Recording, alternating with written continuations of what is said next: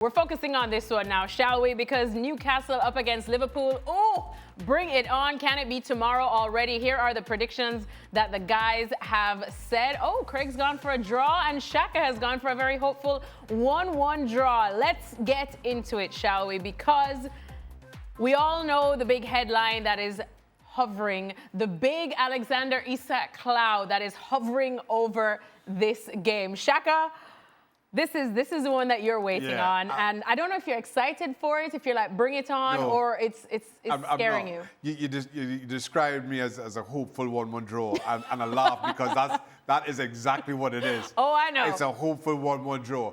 Listen, I think the game is at St. James's Park, and given the backstory to this, I just feel that this is about Newcastle fans at their loudest and the team that responds. Yeah. It's as simple as that.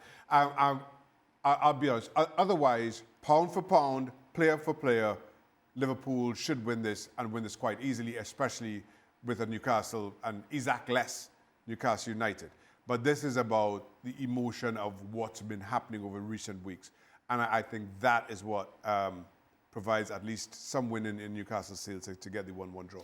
Craig, you also went for a draw. Yeah, I don't quite see it that way, Shaq, in terms of, Newcastle have had a difficult summer. A lot of headlines, a lot of negative headlines. Eddie Howe, far from perfect, but they're at home. Still got a good side. Still got good players. Still got the big crowd behind them. And this is a Liverpool side that, let's be honest, they have hardly convinced from the Community Shield to the Bournemouth game. The defensive issues that we saw in both games would be enough to give me some hope as a Newcastle player and as a Newcastle manager that we can exploit those problems in the full-back areas. We can exploit the fact it's a new back four. We can exploit the fact that when Florian Wirtz is in the side, it's an extra midfielder out the side. And so the balance of that Liverpool team changes. And also, Newcastle can send some sort of message here to certain players who may or may not be thinking about joining. By beating and matching the current Premier League champions at home, all of a sudden, as you're a player, set up and say, hey, maybe that's, if I have my doubts as a front man and Isak's going, maybe that's not a bad place to go. Maybe there's going to be more happening at Newcastle this season than not. Contrast that, if Liverpool hammer them, it's a different scenario.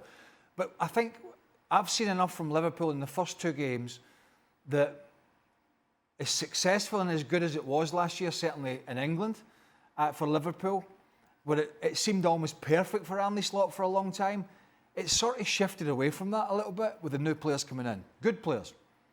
They're all good players.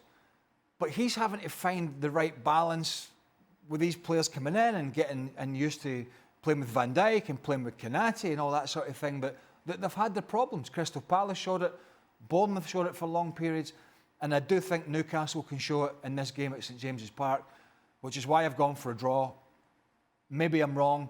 I think Liverpool will get it right eventually. They're going to have to because they're going to be in a big fight with Arsenal. But I think early on, Arne Slot has got some thinking to do in terms of his team shape and how they're working as a unit, because they're definitely not, and they're as far away from as slick as they were last year at this point of the season because of the signings. It's as simple as that. What we know is that it's going to be 12 men versus Liverpool's 11 out there tomorrow. And after the game, we will be talking about it on ESPN FC. Craig will be back. Nada Manul will also be joining. And the breath of positive fresh air that is Mark Ogden will also be joining.